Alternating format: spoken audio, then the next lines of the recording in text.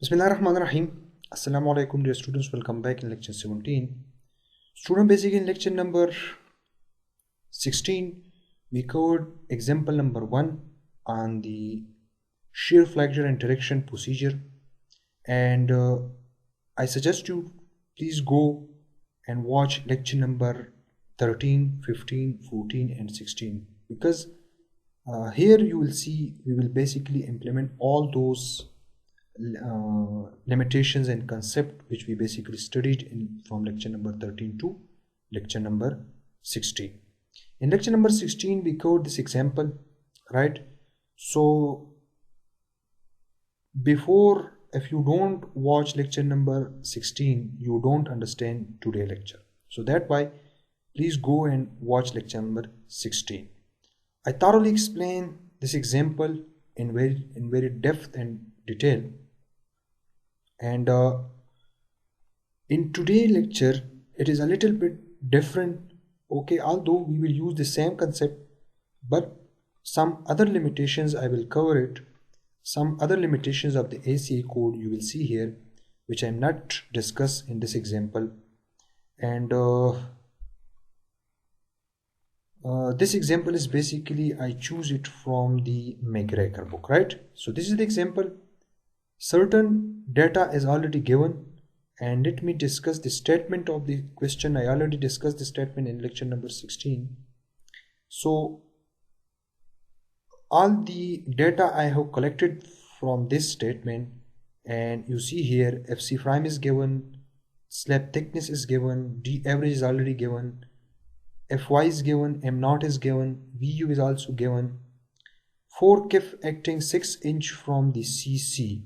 What does it statement means? I will explain it, but it is given. And similarly this statement is very important, right? This statement is very important.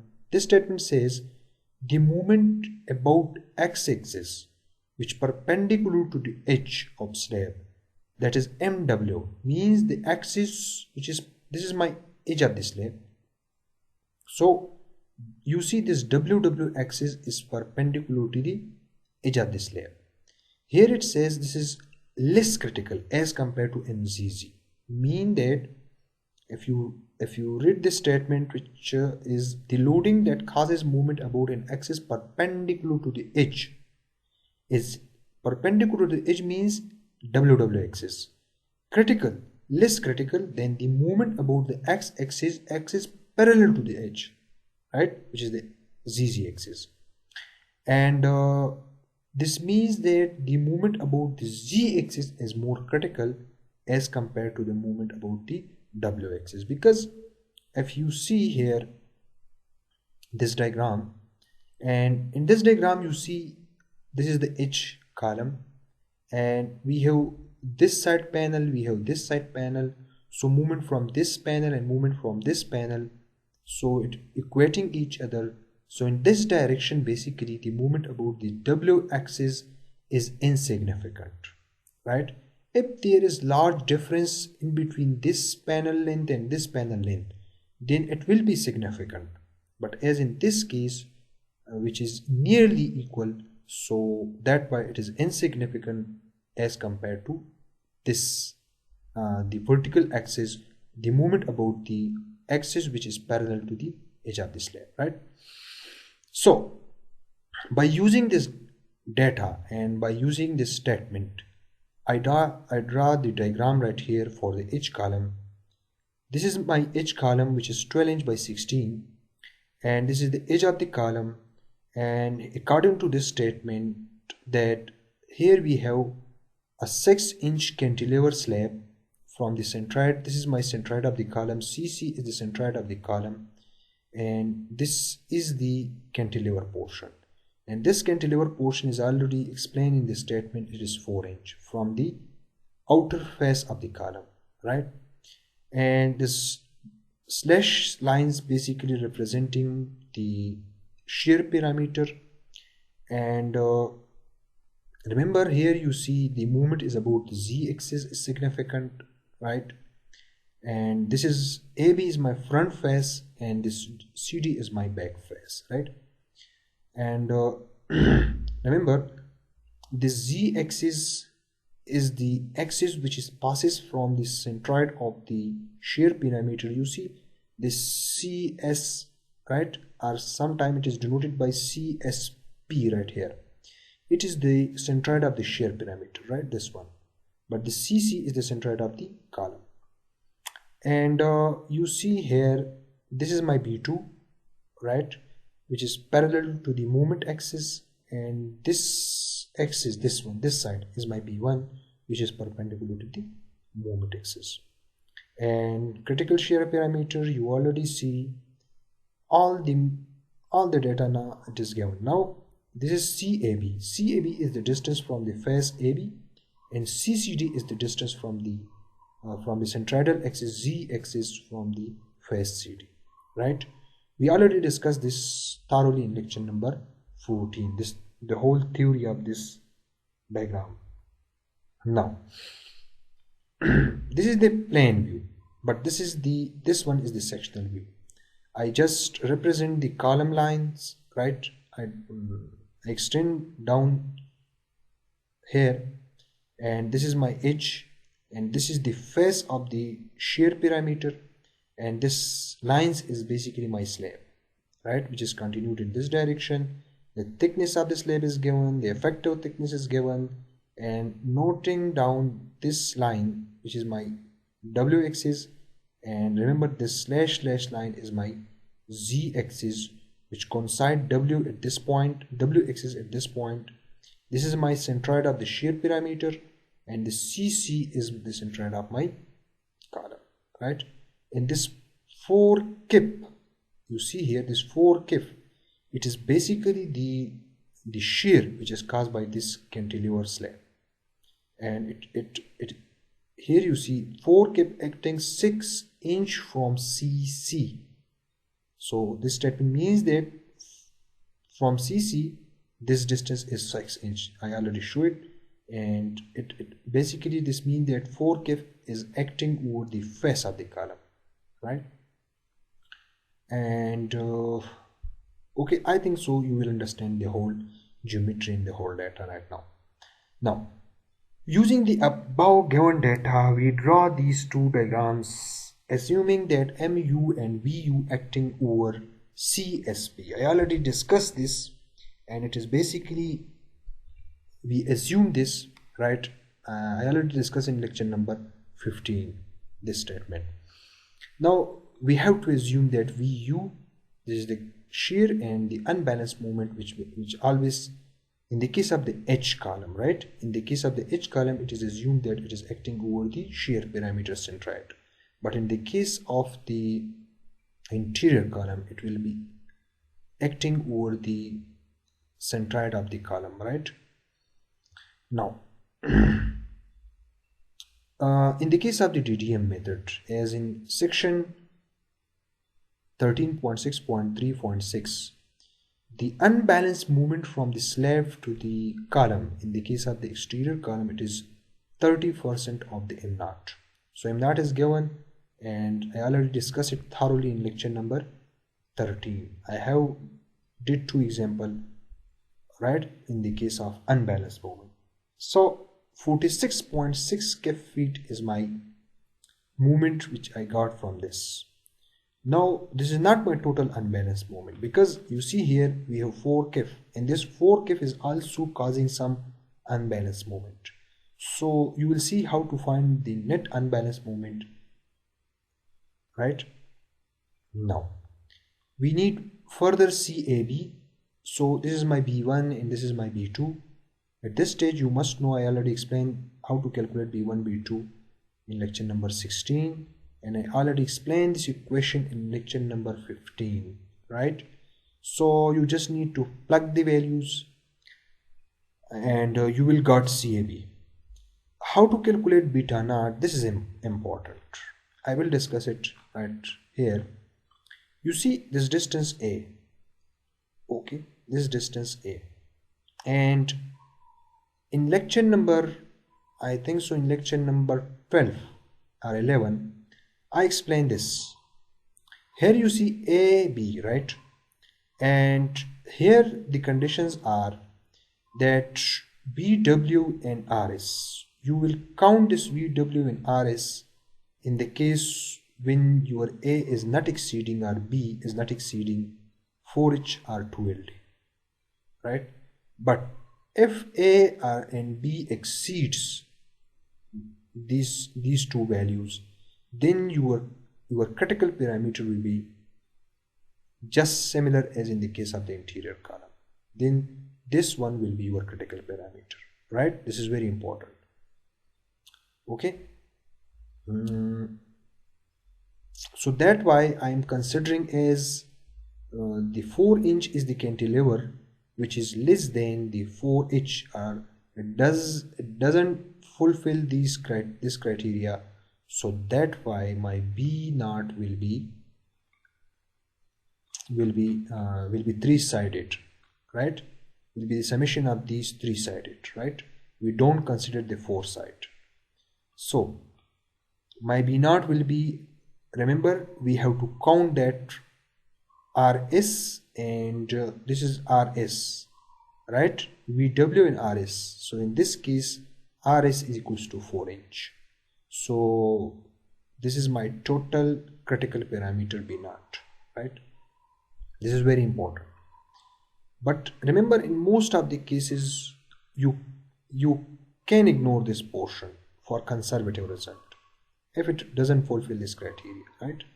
But if you take it, it will make your design more economical.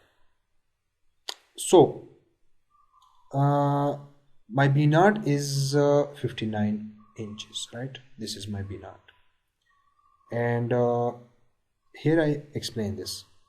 My CAB, I already calculated all the values, just plug the value, you got your CAB, and CCD is what? It is B1 minus CAB, and you got your 12.79 is your CCD, right? So here are the total things, right? You see here that you need to transfer all the moments at the shear centroid, right? This is the centroid of the column, but we don't need moment and shear at this point. We need shear and moment at this point, net moments. So we need this MU and VU. I already explained in lecture number 15 that if you have a fast shear and fast movement, so how to transfer those fast shear and movement to the shear centroid, and similarly from shear centroid to the column centroid. So please go and watch lecture number 15. As I have VU is already given, right? And that VU is this one, which is 31.3, which is already given right here. So the net VU at this shear centroid will be 31.3 plus this 4K, right? And my total shear will be where it is, this one. At shear parameter, my total shear will be now this one, 35.3. And remember, the shear which is basically at the shear parameter, it will be on the centroid of the column as well. So that's why VUC and VUSP both are same, but moment will be different, right? So you see that moment at this point, moment at this shear centroid, it is 0.3 times of M naught. We already calculated that moment, and here you see this is a clockwise movement, but this 4K or 4K is also causing a movement about this point, and it will if you use the equations of equilibrium, so we got the moment right here, right? So 4 should be multiplied with the distance, with this distance, right? So how to determine this distance, right? We need this x bar, and how to determine x bar, you see here that this is my face of the shear parameter, and from the face of the column it lies a distance of d by 2, right? And we already determine, you see CAB, which is from the shear parameter, from the face of the shear parameter, This is my shear perimeter face to the z axis. So to the z axis it is CAB, which is 5.96, and remember this is my centroidal axis of the column, and this is one face of the column and this is the other face of the column. So 6 inch to this side, 6 inch to this side, and remember 14.75 inch. This is basically the distance you see from the outer face of the column to the face of the shear parameter. This distance is 12 plus d by 2, because 12 is the column side and you have to add this distance, so you got 14.75. so using 14.75 you have to subtract your CAB, and further you have to subtract your 6 inches. You got your X bar. Now once you got your X bar, you can found now MU at this point, because this distance now which we need, okay, this distance will be this distance, this 6 inches plus this X bar, right, which is round about 8.14 something, right? So 45.6 is the moment 0.3 times of m naught, minus, as this moment is anti-clockwise and that is the clockwise, so 4 kept times the lever arm and divided it by 12 to convert into feet. So you got this. This is now your net unbalanced moment at the shear centroid of the shear parameter. So this is my design moment which I have to design the extra shear reinforcement for this moment, right? And if you are interested to find your MUC, so you just need to transfer these moments to this point. VU at this point will be same at this point as well, but remember the MUC at this point can be calculated by using this procedure, right?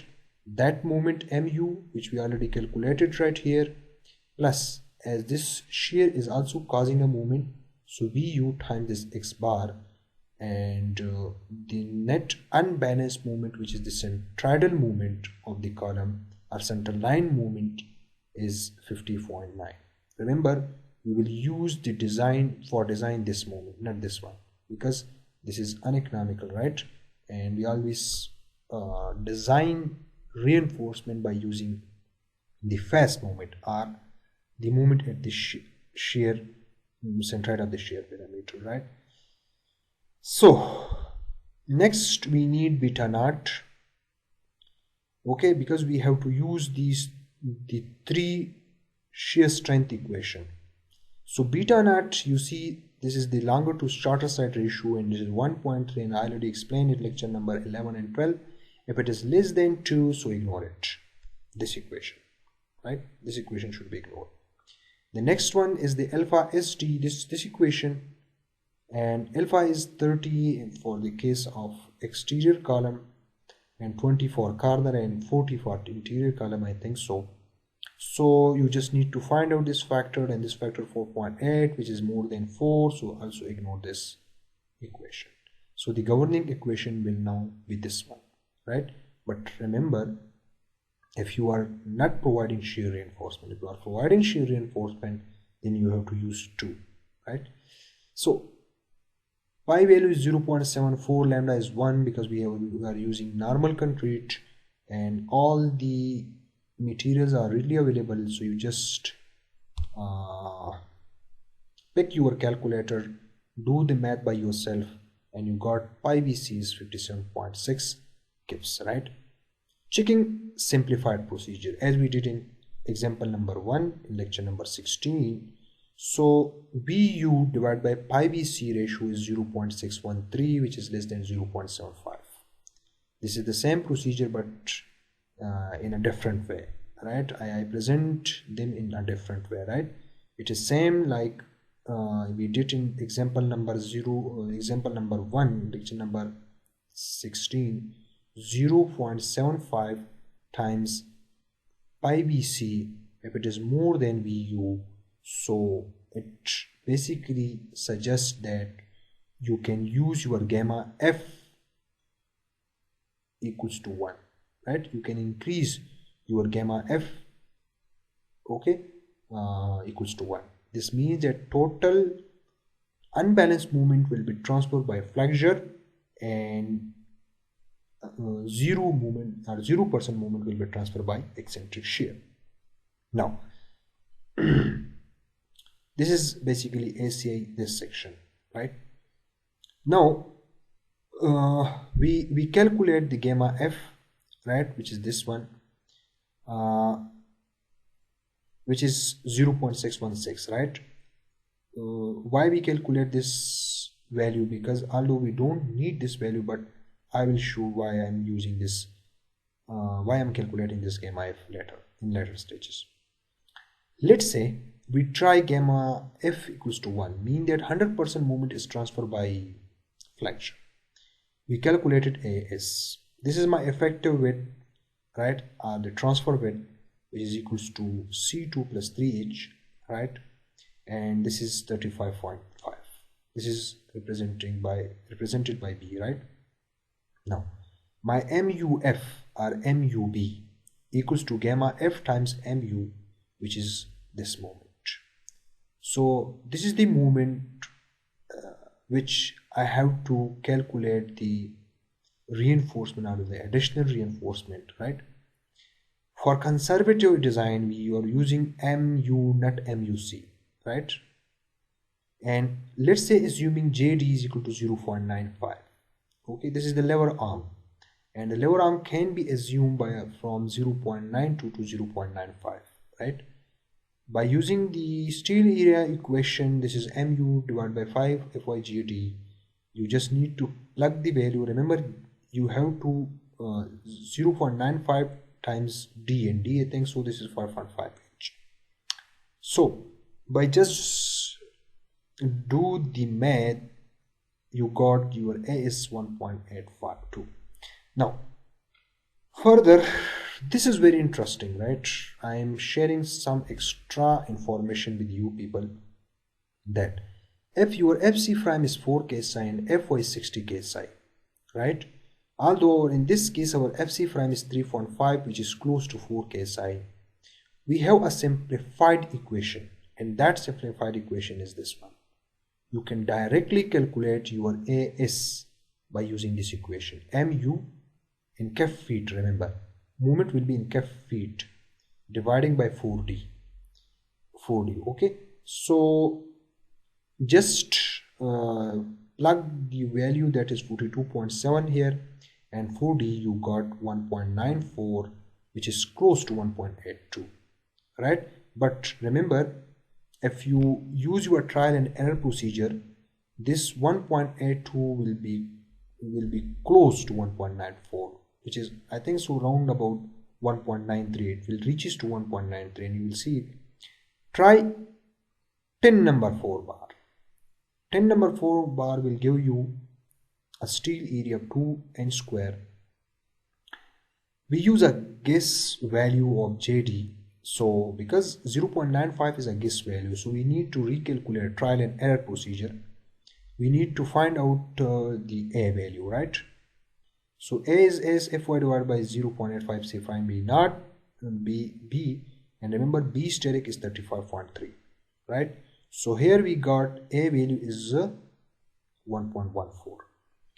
So again we recalculate our AS, which is 1.92. I already mentioned that if you do some trials, this equation will give you close results. Remember 1.92, if you do 3 to 4 trials, this value will be close to 1.94, right? So this is the beauty of this simplified equation. Okay, it make your calculation more easy, right? And next we have what we have to check phi value, P value, whether it is 0.9 or not, because if you are using 0.9, you have to check it whether your section is tension control or not. So the check is this one: A, if your A value is less than 3/8 of D, so your phi value is 0.9 is okay. If it is not, so you have to recalculate your phi value. How to recalculate your phi value? You have to go my YouTube channel and watch the design of W reinforcement beam. In that I thoroughly explain this, how to recalculate your phi value, right? Now, checking ACI code, this section. Basically, I explained this section in lecture number 14, I think so, that if you are providing extra reinforcement or additional reinforcement in the transfer width, let me show you that section.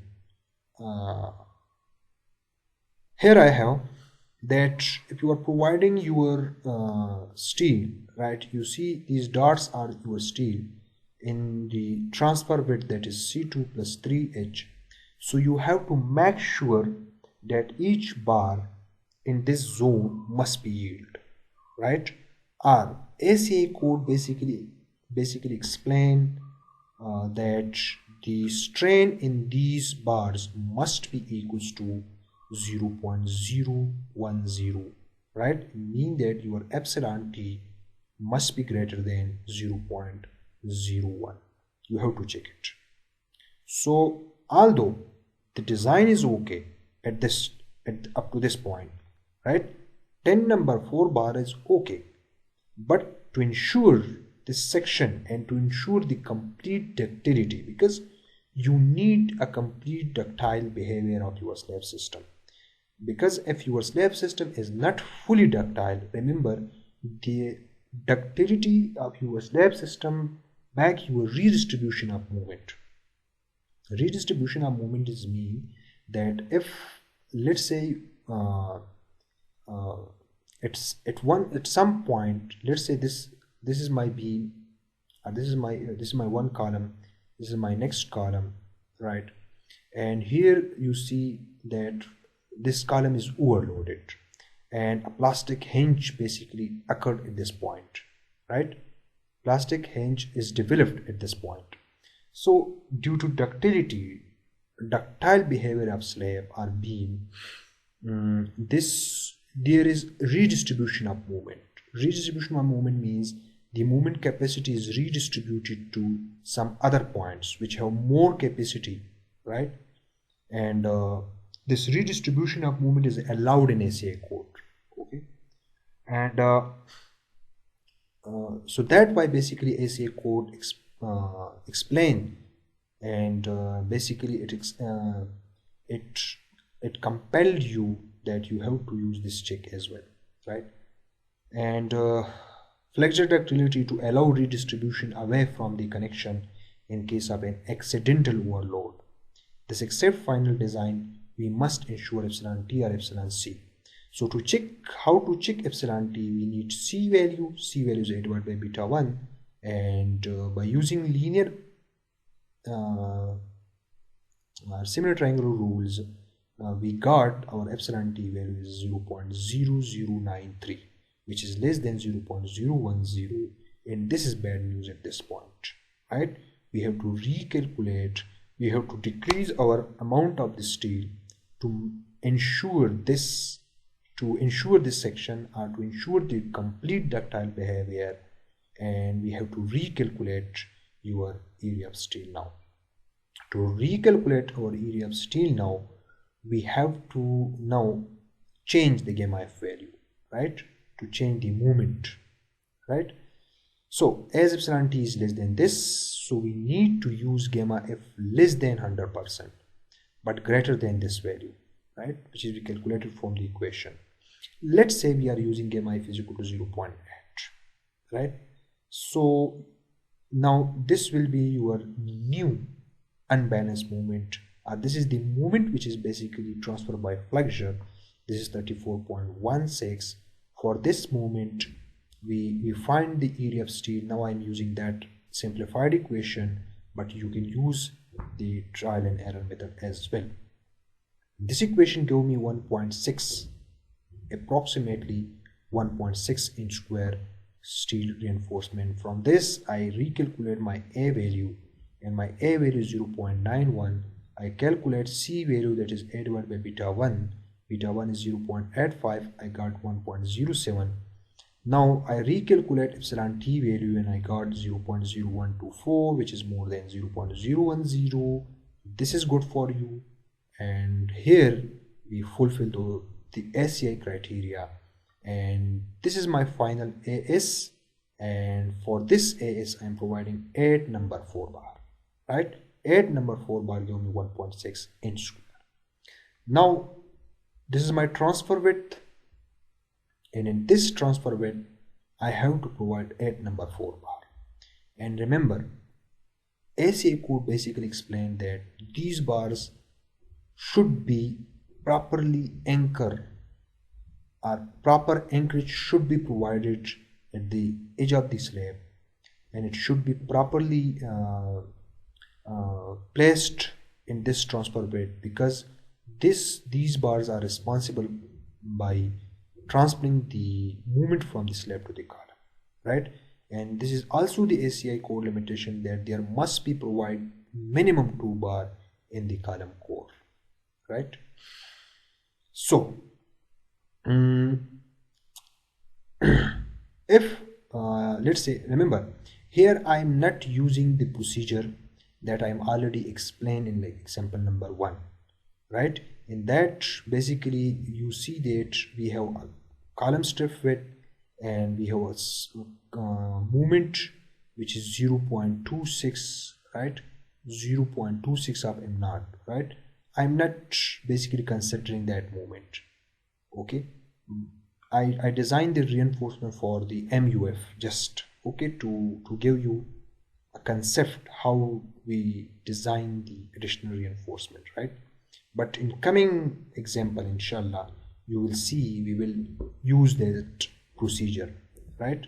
If you watch lecture number 16, okay, in that lecture number 16 I thoroughly explained that point right here.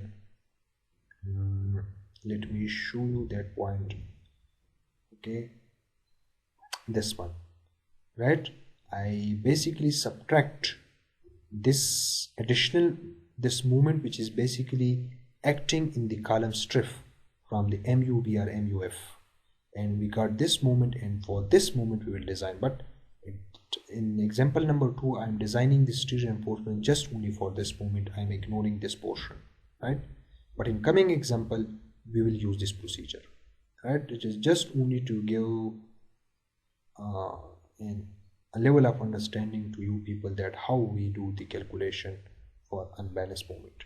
Here I am using the I am calculating the movement capacity of 8 number 4 bar, and this is the formula. I just plug the 1.6 inch square steel area, and A value is same, and I got 36.3 kf feet is the movement capacity, which is more than this one.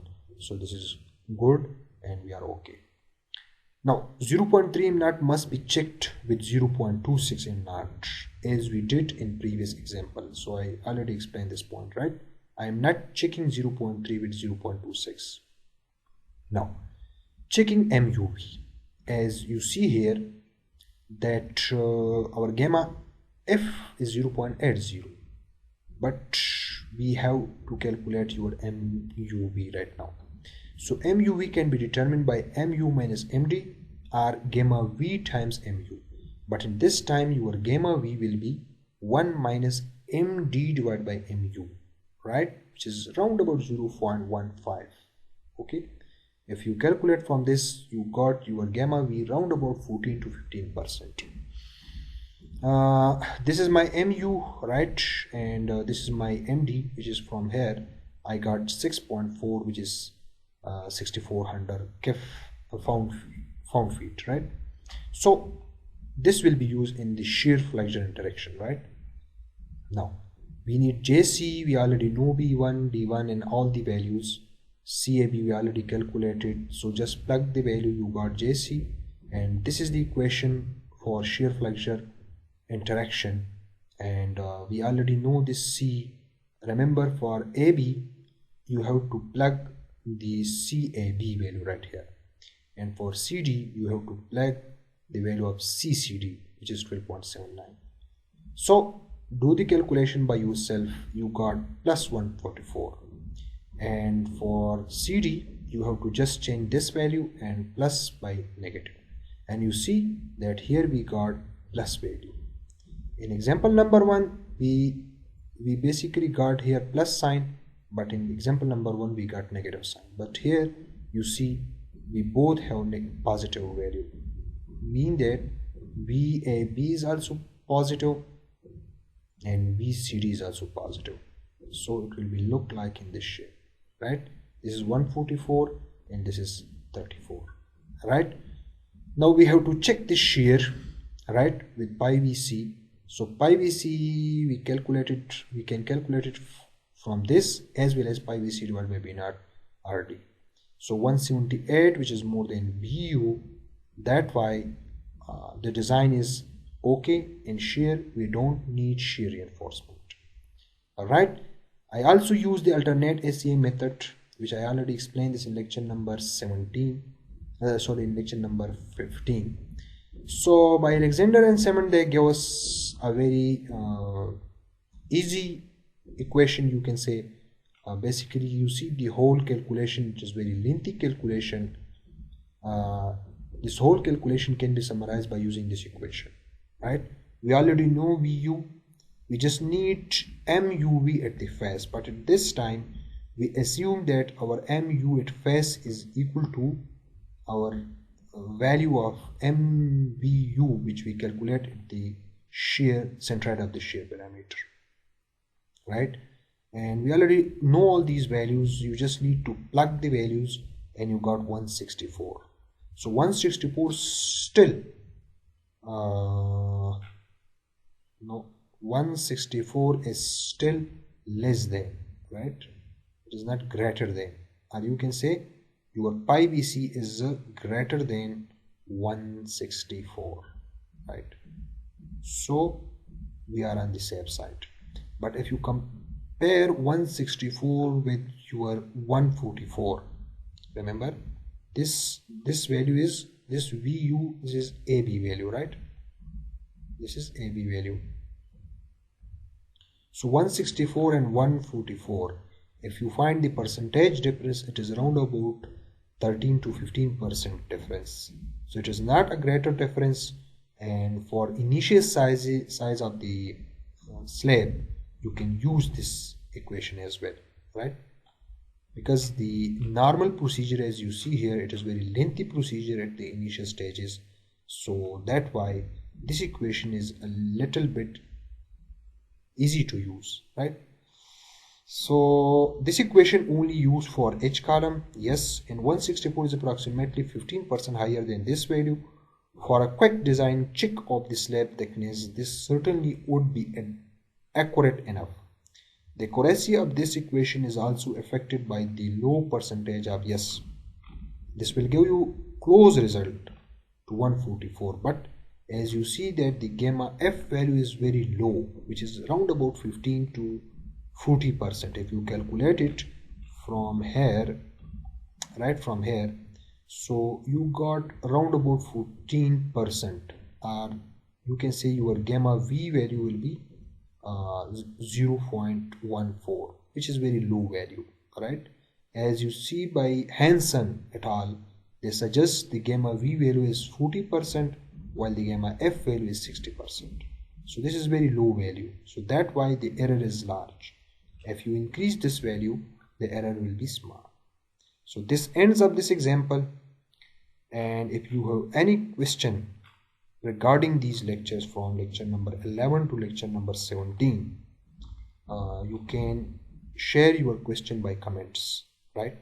And in next lecture, inshallah, I will do one example in which we will cover the slab system, the complete slab system, and the design of the column, the design of the slab system, and by how to use the whole checks.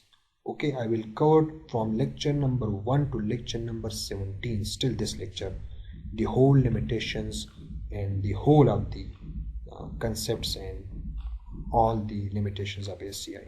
So that lecture will be more important for you people. I will cover a complete design of a slab system with columns. So see you in next lecture. Thank you for watching.